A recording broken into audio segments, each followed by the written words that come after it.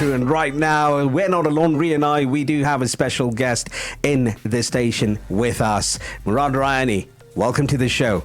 Thank you very much. Very excited. There's only 3 days, 11 hours, 48 minutes to go. And you've been counting it. I'm sure you've been very curious about this, right? Yeah. Butterflies all over. Yeah, lots of butterflies.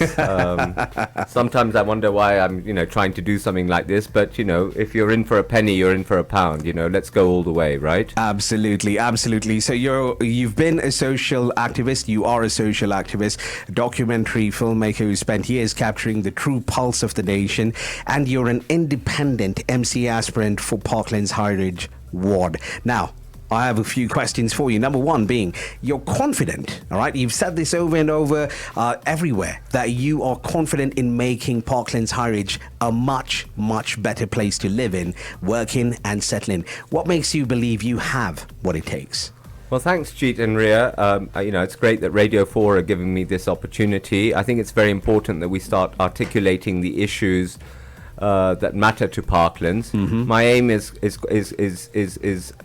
yes, I'm confident. I'm confident in the fact that if we pull together, we can make a good change. Right. So I think my background as a filmmaker and journalist has equipped me with understanding the kind of situations that people face on a day-to-day basis. Mm-hmm. So I've filmed in the slums, Korogosho, Kibera, Mathare, you name it, I've been everywhere. Mm-hmm. I've also filmed outside of Kenya, in Ethiopia, in Algeria. And what a lot of the work we've been doing is based on sort of looking at human rights issues and development. So having been a journalist and made films about these issues, I think I have a good understanding of what the problems are and an idea of how to solve them. So basically what you're trying to say is first-hand experience. You've seen it for yourself. You haven't heard about it. You've literally been in the field. So since you know what the problems are, you're confident that you can tackle them. Yeah, and I think I'm confident in the sense that you asked about me being independent. I think independent because I think we need new ideas. Independent mm-hmm. because we need fresh ideas in order to transform Parklands. I think the problem has been, the party system, mm-hmm. as we know it, has kind of failed the people. Mm-hmm. So deliberately I've gone independent because I think Kenyans are tired. I walk around Parklands, I go to Deep Sea, I go to, the flats, the apartments, the restaurants, and people are pretty fed up and they want to change. And I don't think they think that the change can come from the conventional parties and the conventional systems that we've experienced, so far. Okay, understood. Okay. What is your mission and vision for Parklands? And if you do get the term, what will Parklands look like in the next 5 years? Well, my ambition is that, let's make Parklands Highridge a model ward for Nairobi, for Kenya, and for the rest of mm-hmm. the world. Why not? We've got the resources, we've got the people, we've got the ability. But very immediately, if you, the audience and the electorate vote me in, we've got some very specific ideas. One of the things is that Parklands Highridge doesn't have a residents association, right? Which is very surprising because a lot of the other wards in Nairobi have them, and they're very effective mm-hmm. because they give people a voice. You can come together and you can articulate your concerns as one. Yes. The other thing we'll do is we'll put in a 24-hour hotline immediately. So if there's a problem with the sewerage, with the lighting, with security, we can try and deal with it. The other thing I think, the failure of leadership so far has been we don't listen to the people. Right. We don't give them a forum. Right. They come in, they get elected, they look for the votes, and as soon as they've got the votes, they disappear. Mm-hmm. Right? So I think, it's very, very important that, let's say, on a quarterly basis, we're meeting the people, and also that we're updating them quarterly in terms of what's been spent, how it's being spent. So that, that's all part of integrity and open leadership. I think going forward, we can plant many, many more trees. We'll talk about the environment, which is very close to my heart. Yes. But, why not? Public spaces, public libraries, safe places where the children can play. the environment and garbage doesn't just affect the poor people, affects the rich people. So these are the issues that are very and it's a global issue at the moment. It's the single biggest issue. Absolutely. Now, regarding you being an independent candidate, I do have one question for you. Do you prefer staying independent in the long run, or will we see the possibility of political affiliation in the future? Well, it's my first time, so I'm very green. So I don't know. I'm learning on my feet. But all right. I think having sort of stood independent and maintained that, we can work with people. I guess politics is about working with people. But I think the idea of it being independent is a strong one, because it removes the kind of partisan politics that have caused so many problems. Indeed. For the last 50 years or so, right? All right. Okay. Thank you so much. In fact, you know what? We will be having more engaging conversations with Murad. Keep it right here. In fact, right now, this is a Nameless with Coming Home, and I believe you are a huge fan of Nameless, aren't you? All right. Keep it right here in Radio 44. You can get in touch with us 0758 123 444. Send those questions in. That was Peaches and the voice of Diljit Dosanjh. Now, in the studio, we have the MCA aspirant for Parklands Highridge ward, Murad Rayani. So, Murad, I want to ask you, last week during the Radio 44 MCA debate, Honorable Jayendra Malde made a very bold statement about his arrest, saying that he was framed by land cartel. With this being said, how confident are you that you can face these enemies, especially since you're independent? Yeah, that's a big issue. I think it is a big issue, but I don't think it's an issue that just pertains to Parklands Highridge. I think it pertains to all the wards across the country. So these are issues that are not just local issues that these issues, relate to how the Land Commission allocates resources, how they manage things. So, in Jayendra's defence, these land cartels are much bigger than Parklands Highridge ward. So, I think it's a question of engaging the authorities. One of the first things we want to do when we come in is to do a sort of data mapping of Parklands and Highridge. Okay. Right. So we know exactly how many public toilets there are, the public facilities, and also which land is public land, so that we know that this is public land. So if anybody tries and grabs it, we know what's going on. And then I think we have to have a very close relationship with the NMS, the Nairobi Metropolitan Service, if it's still there, and also the Lands Commission. But like I said, these are issues that are broader than just Parklands Highridge, and they pertain to the whole country. The issue of land grabbing is not particular to Parklands, but I think with data mapping, with hotlines and trying to push our influence, we'll be able to address these issues and highlight them in the media when they come up. I think the media is a very powerful tool. Agreed. Indeed. So it's a broader issue, but I think we can start engaging the authorities and, like I said, mapping out what is the public land that exists, so that if anybody does try and grab it, we're ready, to counter them. Understood. Okay, so now Parklands, if you take a look at Parklands in the last 5-10 years, Parklands is developing on a very, very large scale. I can say it's exponential. Taking a look at the amount of new apartments being built all over the place. More tenants means more vehicles, more household people using electricity, gas, more energy consumption, basically. So as a man who's very passionate about the environment, how do you think you can actually create a harmony between the environment, keeping the environment absolutely safe, and the development of Parklands Highridge ward? Look, development is inevitable. I think what we need to talk about is controlled development.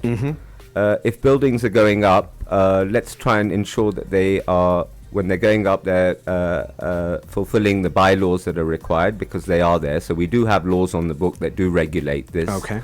So I think sort of controlled development and making sure that if we are developing, then the infrastructure is keeping up with that development. So I think the problem has been is that we haven't managed the infrastructure, the roads, the drainage in tandem with what the kind of high rises that are going on. Indeed, so I think development is going to happen, but it's kind of controlling it and trying to ensure that the infrastructure is there, and then things like the environment and these key concerns are taken care of. For example, let's look at solar options. Let's look at cycle paths. It's been done elsewhere in the world. Why can't we do that? Indeed, yeah. Why don't we encourage pedestrian walkways? Now, these can alleviate some of the problems. So whilst development is going on, we need to look at the ways in which we can now manage that development. So I think environmental control is central to it. So I think definitely, making sure that the drainage, the sewages are being done, as well as the development that's going up. So to ensure that there is a perfect balance. So, yeah, I mean, right now itself, so many people actually say that Parklands looks like an urban jungle. It's not like the Parklands that we remember where it was all green, we used to see so many more trees.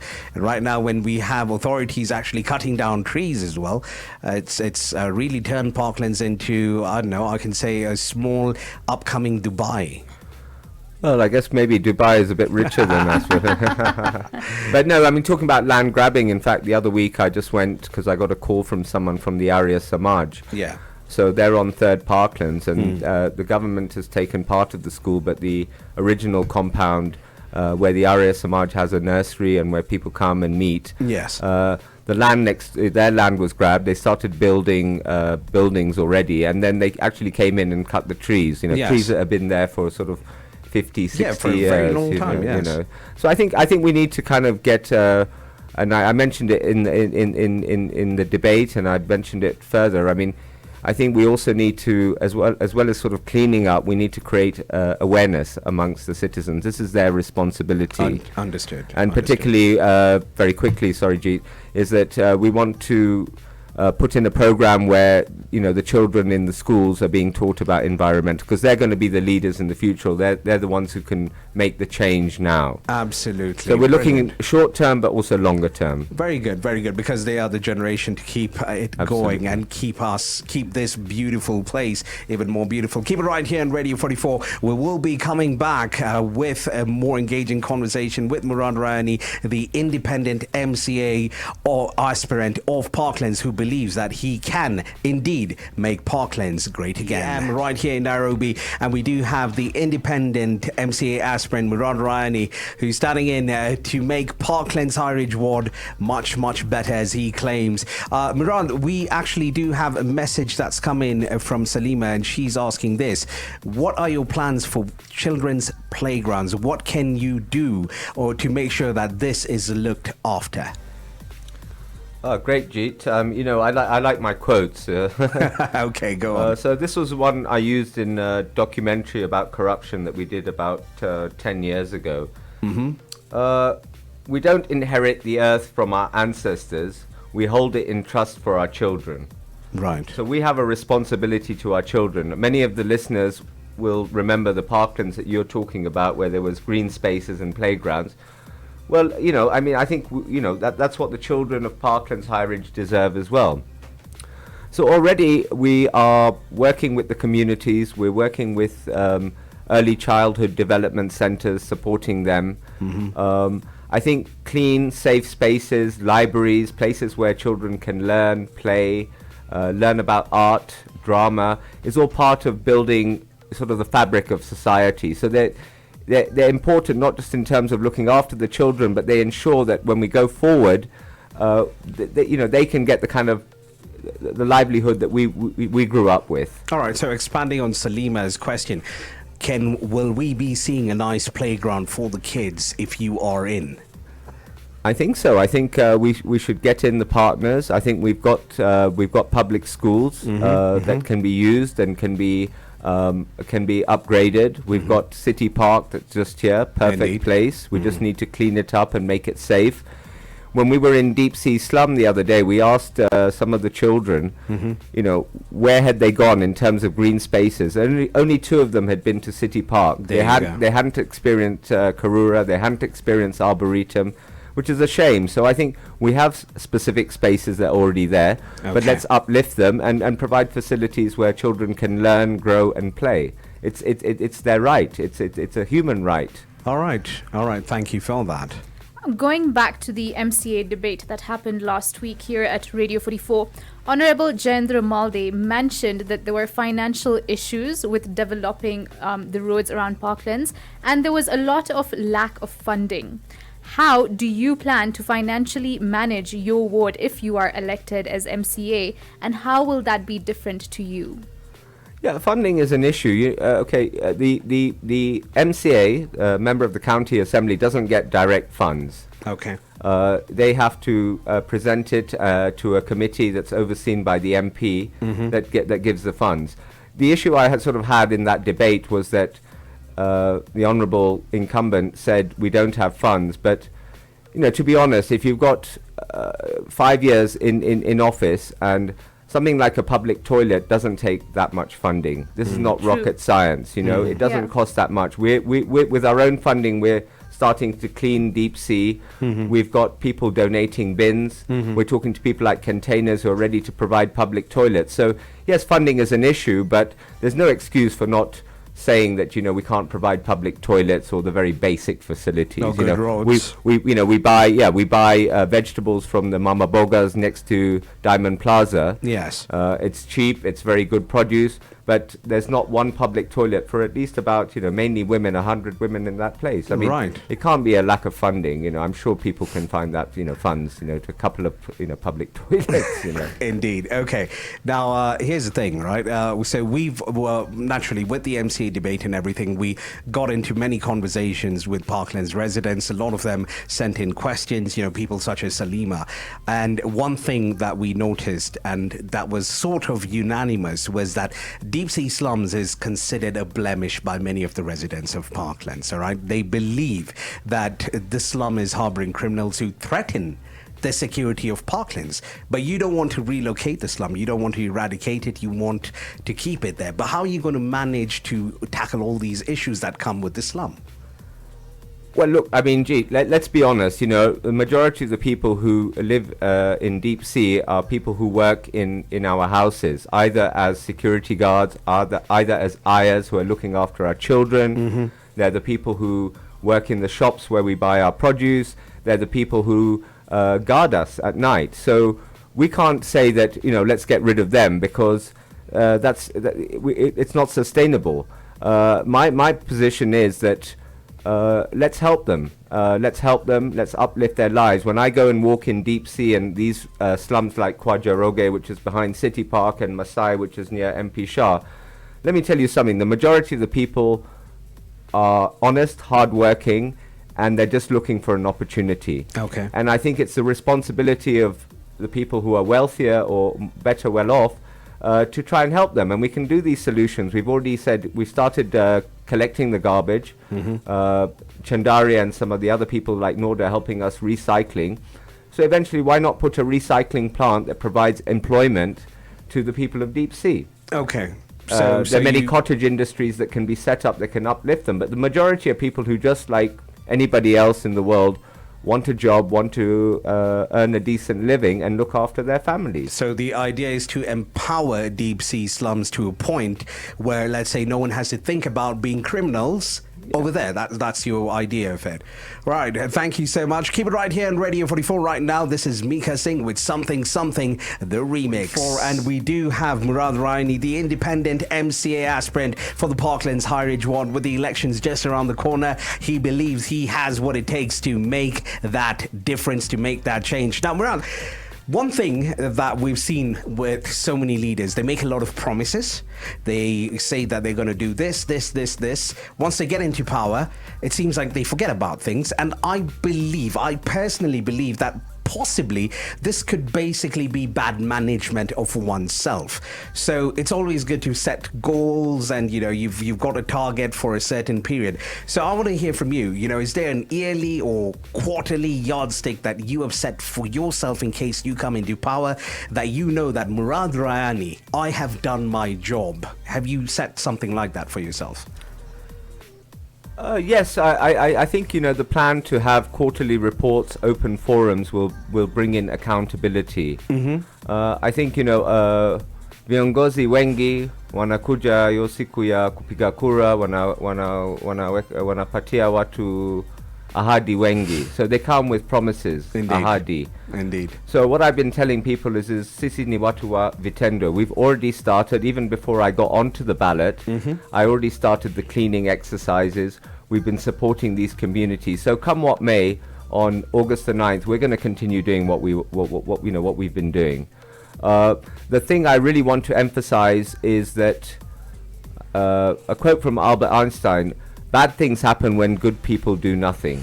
So true. So I know the weather's cold. I've got my scarf. I can see that. Very fancy. I think I should borrow that after this. I'll give it to you. So, it's cold, and a lot of people I know, talking to people, they say, well, nothing's going to change. Why bother? But, if you don't come out on August the 9th, if you choose leaders that don't have the integrity, then, we're going to have another 5 wasted years. And 5 years is a long time. We can make a lot of difference if we've got the right leadership. I'll just quote from sorry, no worries. So Koki Muli, who's a human rights activist, and she said this a couple of days ago: if you do not vote, you are allowing others to pick leaders for you. Oh. In which case you should never complain about their quality. So I really want to urge people, you don't have to come out and vote for me. But really, if you don't, then don't complain when we have the same problems 5 years from now. And 5 years is a very long time. Indeed. I'm gonna have much more grayer hair and less hair by then. No, I think your hairline should be fine. It's all right. No, so I'm urging people to come and vote and make a right choice. I think I've got the fresh ideas, I've got the determination. Like I said, my journalistic background and covering issues like human rights puts me in a good position to understand the issues. And like I said, come out and vote if nothing else, and try and vote with someone who you think is going to carry you forward for the next 5 years. The MCA is a very important person because they're the closest directly elected representative for the people, and so they're basically in charge of your safety, welfare, and the development of the community. So let's come out and make a choice and not say, oh, it's too cold, or I'd rather be watching Netflix. No. Please. Understood. Anyway, Murad Rayani, it was an honor to have you right here in the station with us. And of course, we wish you good luck. Can I do my parting? Yes, absolutely. Okay, so this is the slogan, and you know it. You're going to repeat after me, and even Ria's going to. You want me to repeat it? Okay, let's do it. Ni wakati. Wakati ni sasa. Wakati ni sasa. Wakati ni sisi. Wakati ni sisi. All right, thank you so much, brother. Always. On air, online. Join the Radio 44 family on all major social media platforms. Follow us at Radio 44 Kenya. Radio 44.